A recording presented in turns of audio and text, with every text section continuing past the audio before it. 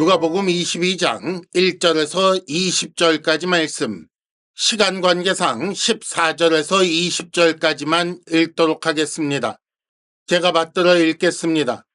때가 이르매 예수께서 사도들과 함께 앉으사 이르시되 내가 고난을 받기 전에 너희와 함께 이 유월절 먹기를 원하고 원하였노라.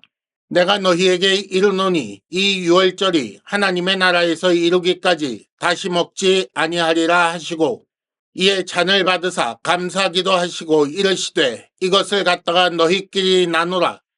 내가 너희에게 이르노니 내가 이제부터 하나님의 나라가 임할 때까지 포도나무에서 난 것을 다시 마시지 아니하리라 하시고, 또 떡을 가져 감사기도 하시고 떼어 그들에게 주시며 이르시되 이것은 너희를 위하여 주는 내 몸이라. 너희가 이를 행하여 나를 기념하라 하시고, 저녁 먹은 후에 잔도 그와 같이 하여 이르시되 이 잔은 내 피로 세우는 새 언약이니 곧 너희를 위하여 붓는 것이라. 아멘. 세상은 예수 그리스도를 처음부터 반대했었습니다. 좀 더 정확히 말씀드리자면 이 세상을 지배하는 악의 세력은, 그리고 그 악의 세력의 우두머리 격인 사탄은 예수 그리스도께서 이 땅에 오지 못하도록 회방하였을 뿐 아니라 이 땅에 오신 예수 그리스도를 처음부터 죽이려고 아주 애를 썼었다는 말씀입니다. 조금 멀리 보자면 낙원에서 인류가 처음 범죄하였던 거기서 하나님께서 뱀을 향하여 여자의 후손이 너의 머리를 상하게 할 것이다 라고 하시자, 그것을 회방하기 위해 가인을 충동하는 일을 했었습니다. 하나님께서 가인을 받아들여 주시지 않자 자기 예배가 받아들여지지 않는 것을 속상해하는 가인을 충동하여 하나님께 받아들여진 아벨을 죽이게 하였고, 이렇게 해서 그 경건한 자손이 끊어지게 하려고 그 일을 했었던 것입니다. 또 다른 예를 들자면 출애굽하기 전에 애굽 왕을 사탄이 충동해서 이스라엘의 남자 아이들이 태어나면 다 죽이게끔 하는 그런 일을, 그 무서운 일을 했었던 것을 우리가 알고 있습니다. 직접적으로 예수 그리스도를 죽이려고 한 일을 보자면, 예수께서 태어나셨을 때 동방 박사들이 그것을 알고 예수를 경배하러 오자 헤롯이 2살 아래의 모든 남자아이들을 죽여버리는 그런 무서운 끔찍한 일도 했었던 것이 모두 여기에 해당하는 것입니다. 모두가 예수께서 이 땅에 오시는 것을 방해하려는 것이고 하나님의 구원 사역을 막으려는 사탄의 준동이라고 보게 되는 것입니다. 예수를 이렇게 죽이려고 하는 일이, 그 시도가 절정에 이른 것이 19장 47절 대제사장들과 서기관들과 백성의 지도자들에 의해 이것이 시행되었고, 22장 2절 말씀까지 대제사장들과 서기관들이 예수님을 죽이려 하는 일이 계속 이어지고 있었던 것을 우리는 보았던 것입니다. 왜 이렇게 예수님을 죽이려고 안달이 나 있었는가? 이게 왜 그 절정이라고 할 수 있는가? 이제 구주 예수께서 예루살렘에 들어오셨고 곧 구원이 성취될 것이기 때문에 사탄의 입장에서 보자면, 악의 세력에서 보자면 아주 급한 상황인 거지요. 자, 그런데 여기서 우리가 생각을 한 가지 해봅시다. 예수께서 이루시는 그 구원은 어떤 방식으로 이루어지는 것입니까? 바로 십자가에서 죽으시는 것으로 이루어지는 거지요. 그러니 하나님께서, 그리고 예수 그리스도께서 이미 그 죽음을 계획하셨고 미리부터 준비하셨던 것입니다.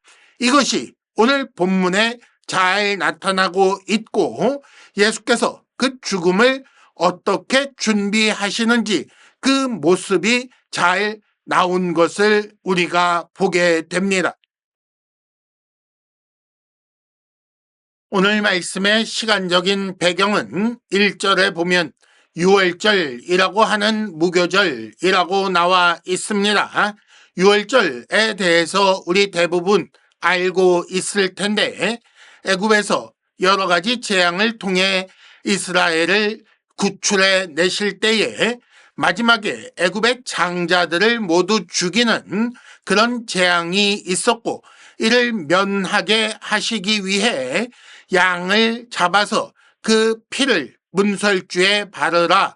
그러면 그 피가 발려있는 집은 넘어간다라고 해서 유월절이라는 절기가 생겼습니다. 그래서 양이 나 대신 죽음으로 이스라엘이 살았다라는 것을 기억하게 하는 그런 절기가 유월절이지요. 무교절은 무엇인가? 누룩 없는 빵을 먹는 절기라서 무교절이라고 부릅니다. 누룩이라는 것이 발효시키는 것인데 그 본성을 변하게 하는 부패와 비슷한 작용을 하는 원인이 되니까 죄를 상징하는 것이 되어서 죄를 모두 깨끗이 지워낸다. 그런 빵을 먹는다라는 의미로 무교절을 지내왔고 뿐만 아니라 그때에 언제 그것을 다 발효시키고 있는가 얼른 급하게 먹고 떠나야 했다라는 면도 포함하고 있는 그런 절기입니다. 그래서 유월절과 무교절은 붙어 있기 때문에 마치 하나의 절기처럼 여겨졌지요. 이때에 그러므로 다들 두 가지 면에서 준비를 해야 했는데 대신 죽을 양을 준비하는 일이 있어야 하고 또 한 가지 누룩 없는 빵이라는 아주 특별한 양식을 준비해야만 했습니다. 이 두 가지 준비가 예수님의 죽으심과 관련하여 어떻게 시행되는지 보시기 바랍니다. 3절에 보면 유다에게 사탄이 들어갔지요. 그래서 4절 이에 유다에게 사탄이 들어갔기 때문에 유다가 대제사장에게 가서 예수를 넘겨줄 것을 죽이도록 넘겨줄 것을 의논하였다라고 되어 있습니다. 이렇게 예수의 죽음이 준비되고 있었던 거지요. 예수께서 유월절 양으로서 하나님의 백성 대신 죽으시고 그 피로 인해 하나님의 백성들은 살게 되는 유월절의 어린 양으로서 준비되고 있었던 것입니다. 이를 위해 사탄이 주도하여 유다가 예수님의 제자가 이 일을 진행했고 그런데 예수께서 이 모든 일을 알고 계셨다라는 것이 성경의 내용입니다. 자, 그러면 이것이 실상 누가 주도한 누가 누구의 죽음을 준비하는 일인지 잘 생각해 보시기 바랍니다. 또 한 가지 준비가 있었는데 8절에 보면 예수께서 베드로와 요한을 보내어 우리를 위해 준비하라, 우리로 먹게 하라 라고 말씀하시는 장면이 나옵니다. 여기도 마치 베드로와 요한에게 준비를 맡기시는 것처럼 보이지만 사실은 예수께서 주도하십니다. 10절 물 한 동이 가지고 가는 사람을 따라가서 11절 그 집 주인에게 객실이 어디냐라고 묻게 하시고 12절 그가 마련한 큰 다락방을 보여주면 거기다 준비하라고 말씀하십니다. 그러니 예수께서 준비하신 것이 아니다라고 주장할 수가 없는 거예요. 이렇게 해서 아주 특별한 양식, 무교병을 먹을 자리, 하나님의 가족된 자들이 함께 먹을 준비가 진행되고 있었던 것입니다. 무슨 말이냐? 하나님께서 주도하시고 예수께서 그 일들을 잘 이루어지도록 진행하시고 예수의 제자들에 의해 실무가 처리되는 식으로 하나님의 백성을 위한 유월절 양이 준비되고 무교절 빵을 먹을 준비가 완료되었다라는 것을 우리가 보게 되는 것입니다. 이렇게 해석할 수밖에 없는 이유가 있죠. 대제사장들과 서기관들이 예수를 죽이려고 궁리했으나 그러나 방법이 없어서 손도 못 쓰고 있었는데, 그런데 유다에게 사탄이 들어갔고 이를 통해 일이 진행되었다는 말이지요. 그러니 당연히 하나님께서 허용하신 것이고 예수께서 알고도 막지 않으신 것입니다. 그러니까 정리하자면 예수께서 그 성찬을 제정하는 자리, 유월절과 무교절을 위한 식사 자리를 하나님께서 그리고 예수님께서 주도하여 제자들을 통해 준비하셨다라고 그렇게 우리는 정리할 수가 있는 것입니다. 이렇게 준비된 유월절 식사가 14절에 시작합니다. 하지만 이것이 단순한 유월절 식사가 아니었고 예수께서 거기에 다른 의미를 부여하십니다. 먼저 19절을 보시면 떡을 가지사 감사하기도 하시고 떼어주시며 말씀하시기를 이것은 너희를 위하여 주는 내 몸이다 라고 말씀하셨습니다. 여기서 떡이라고 번역된 것이 우리 문화에 있는 떡을 의미하는 것이 아니라 빵, 즉 양식을 의미합니다. 생명을 이어가기 위한 주식이라는 의미에서의 빵을 의미하겠지요. 그런데 그 빵이 내 몸이다. 빵을 주시면서 이것이 내 몸이다 라고 말씀하신 것입니다. 그러면 그 뜻이 무엇이 되겠습니까? 나로 말미암아 너희가 생명을 유지한다라는 그런 의미가 될 것입니다. 이것이 처음으로 이런 말씀을 하신 것은 아니에요. 요한복음 6장에 보면 오병이어라고 부르는 그 사건 있은 다음 날 무리가 갈릴리 건너편까지 찾아오자 그들을 향하여 말씀하십니다. 35절에 보면 나는 생명의 떡이다. 또 조금 지나서 생명의 떡이라고 또다시 말씀하시고 50절에 보면 하늘에서 내려오는 떡이다. 51절 내가 줄 떡은 곧 세상의 생명을 위한 내 살이다 라고 말씀을 하셨습니다.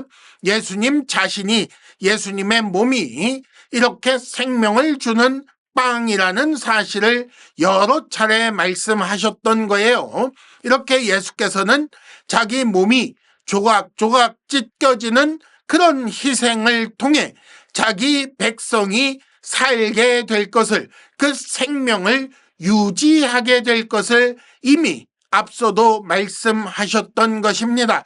그런데 유월절 식사 자리에서 빵의 의미를 이렇게 말씀하심으로써 하나님께서 자기 백성에게 예수 그리스도를 통하여 생명을 공급하신다. 하나님께서 자기 백성을 살려주실 뿐 아니라 살게 하시기 위해 그 양식을 공급하시는데 그 양식이 바로 예수 그리스도이시다라는 것을 알려주시는 것입니다. 또 20절에 보면 저녁 먹은 후에 잔도 이와 같이 하셨다라고 나옵니다. 이것이 이 잔이 내 피로 세우는 새 언약인데 너희를 위하여 붓는 것이다 라고 말씀하셨어요. 근데 첫 유월절에 그 무교절에 식사 중에 피와 관련된 말씀은 없단 말이죠. 그런데 왜 갑자기 잔을 가지고 피라고 말씀하셨을까? 피로 세우는 새 언약이라는 말씀이 힌트가 됩니다. 여기서 우리는 출애굽 후에 시내산 아래에 백성들이 모여서 하나님과 언약을 맺는 장면을 떠올리게 되는 거예요. 하나님과 이스라엘이 언약을 맺는 장면이 출애굽기 24장에 나오는데 24장 6절에서 8절까지 보면 모세가 피를 가지고 반은 양푼에 담아두고 반은 제단에 뿌리고 언약서를 가져다가 낭독하여 듣게 하고 백성들이 우리가 준행하겠습니다 라고 하자 그 피를 백성에게 뿌리며 이것이 언약의 피다 라고 말하는 장면이 나온단 말이죠. 언약을 맺고 계약서를 쓰고 거기에 도장을 찍는 것처럼 피를 뿌렸다라고 되어 있는 것입니다. 이렇게 한 것처럼 지금 이 잔을 받음으로써 그 포도주를 마심으로써 이것을 마시는 자에게 예수의 피가 뿌려지고 언약이 체결되는 그런 장면을 말씀하고 계시는 거예요. 그러니까 6월절에 나 대신 양이 죽어 내가 살게 되었다. 그 양이 바로 예수 그리스도이시다를 알 뿐 아니라 그 예수께서는 마치 빵처럼 죽을 나에게 생명을 주실 뿐 아니라 먹는 나에게 생명이 유지되게 하시는 나를 살게 하시는 분이시다라는 것도 알게 하시는 것이고 잔을 통해 그 포도주를 통해 피를 통해 하나님과 새 언약을 맺는 것도 알려주시는 것입니다. 파기된 옛 언약이 아니라 새 언약이 체결되고 하나님과 새로운 관계에 들어가니 전에는 하나님의 원수였으나 후에는 하나님의 백성이고 그러니 하나님 앞에서 예수를 통해 얻은 새 생명을 가지고 새로운 생활을 시작한다는 사실을 알게 하는 것이 예수께서 이렇게 새로 제정하시는 성찬의 의미가 되는 것입니다. 이전에 있었던 유월절과 무교절은 역사적 체험에 더하여 여러 가지 상징을 통해 구원 사역을 알게 하는 그런 시청각 교육의 장이었습니다. 근데 그뿐 아니라 이제 직접 예수께서 구원의 사역의 내용을 빵과 포도주에 연결하여 말씀하심으로써 이 내용이 훨씬 더 확장되고 풍성하여지는 것을 우리는 보게 되는 것입니다. 그래서 19절 행하여 기념하라 하신 이 성찬은 사실은 유월절 식사, 무교절 식사가 아닌 것입니다. 기념하는 내용이 달라졌어요. 전에는 그림자를 기념했다면 이제는 참 형상을 기반하여 기념하는 일이 된 것입니다. 전에는 그저 역사적으로 일어난 일 자체가 그림자였는데 이제는 역사적으로 일어난 진짜를 기념하는 상징을 우리가 행하게 되는 것입니다. 기념해야 할 은혜가 훨씬 더 분명하게 된 것입니다. 그래서 16절 유월절은 하나님 나라에서 이루기까지 다시 먹지 않겠다라고 말씀하시는 거예요. 지금 이 현장에 옛 언약의 규정을 따라 이루어지는 유월절 식사는 끝이고 나중에 하나님 나라가 완성된 후에 그 옛날 일을 기념하며 먹게 되는 일이 있을 터이지만 그러나 그 전까지는 이 시간 이후로는 이것을 행하지 않는다. 유월절 식사는 끝이다 라고 말씀하신 것입니다. 그때까지 유월절은 이제 지키지 않는다는 거예요. 이것처럼 18절에 또 말씀하십니다. 하나님 나라가 임할 때까지 포도나무에서 난 것은 마시지 않겠다라고 말씀하십니다. 또다시 언약이 파기되고 그래서 다시 새롭게 언약을 맺는 그런 일은 없다는 것이지요. 예수의 피를 통해 맺는 새 언약은 절대로 파기되지 않는다고 말씀하시는 것입니다. 정리하자면 지금 이 자리에서 유월절 식사가 성찬으로 바뀌고 있는 것입니다. 유월절은 이제 그 의미를 다 하였고 새로운 의미, 확장된 의미를 담아 완성된 의미를 담아 성찬이 새롭게 세워지는 그 역사적 현장을 우리가 보고 있는 것입니다. 그러면 이걸 왜 십자가 죽음 이후에 부활 이후에 하지 않으시고 그 전에 15절 고난받기 전에 먹기를 원하였다라고 하시는가? 왜냐하면 시작할 때 이 자리는 아직 구약인 거예요. 옛 언약을 따라 그 율법을 따라 유월절 식사를 기반으로 시작하는 것이고 이건 역시 예수의 죽음을 준비하는 그런 일이 된다는 것입니다. 그런데 이후에 예수의 죽음을 통해 이 성찬의 내용이 모두 완성되면 그때부터는 성찬으로 이 일을 기념하게 하시는 것입니다. 이렇게 한 시대가 끝나고 새로운 시대가 열리고 있는 것입니다. 유월절과 무교절은 옛 언약의 시대는 끝이 나고 성찬을 통해 기념되는 새로운 시대가 시작되는 것입니다. 그리고 이렇게 시작된 새로운 시대도 역시 끝나는 날이 있는데 그것이 언제인가? 하나님 나라가 임할 때에 끝나는 것입니다. 하나님께서 예수 그리스도께서 구원의 일을 완성하시고 그 완성된 하나님 나라에서 완성된 구원을 가지고 있는 모두가 함께 둘러앉아 주께서 하신 일을 그것이 유월절이든 아니면 그것이 십자가이든 그 모든 주께서 하신 일을 기념하며 감사하는 잔치를 열게 되는 것입니다. 그러므로 여러분, 지금 우리가 행하는 성찬에는 아주 많은 내용이 담겨 있는 것입니다.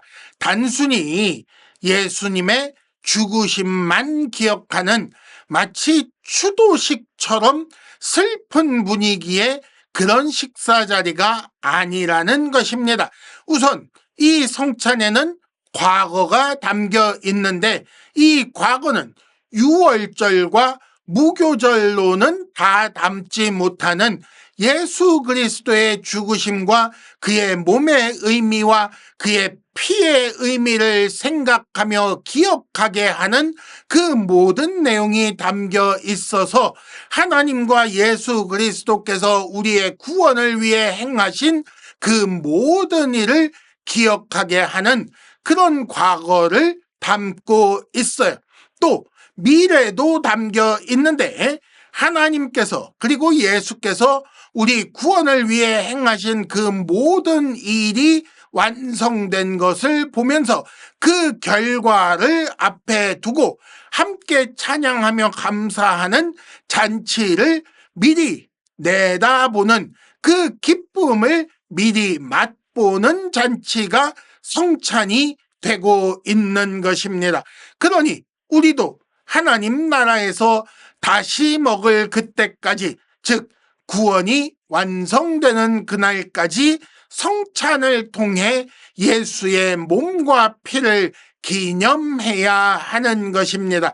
죽음이 아니라 우리에게 생명을 주시는 그 몸, 우리에게 생명을 주실 뿐 아니라 그 생명을 이어지게 하시는 생명 유지를 위해 주어주시는 예수님의 몸을 기념하고 또 하나님과 언약을 맺게 하는 피를 기억하여 하나님과의 언약 관계를 기억하고 살게 하는 그런 장치로서의 성찬을 우리가 기념해야 한다는 것입니다.